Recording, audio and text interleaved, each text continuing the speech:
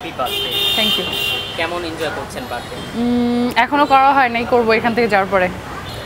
কোনো প্ল্যানিং নেই, ফ্রেন্ডরা তারপর ফ্যান সবাই মিলে সেলিব্রেট করছে, এই তো।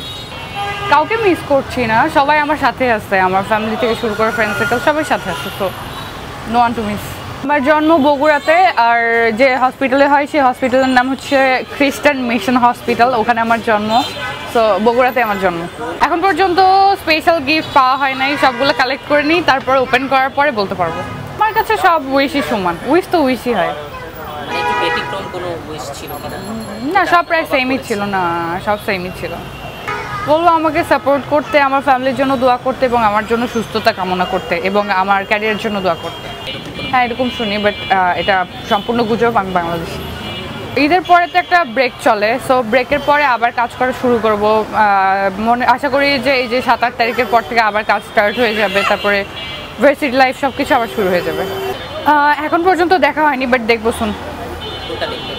সবগুলোই দেব। জিন 3, বরবাদ, তারপরে জঙ্গলি, তারপরে ওই যে চক্কর, সবগুলোই দেখা। নেগেটিভিটি কম ছড়াতে বলবো, আর সাপোর্ট করতে বলবো অবশ্যই। ফ্যামিলির সবাই বাংলাদেশি, বাবা মাও বাংলাদেশি, সবাই বাংলাদেশি।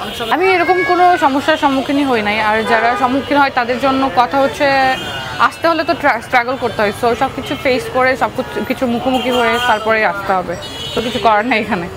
উইশ যারা আমাকে পছন্দ করে তারা অলরেডি উইশ করেছে, তারপরে ছবি যখন আপলোড দেবো তখন যখন বাকি ফ্যানরা দেখবে তারাও উইশ করবে, সো এখানে চেয়ে উইশ না আর কোনো কিছু নাই, সো ওনারা এমনিতেই উইশ করবে আমাকে।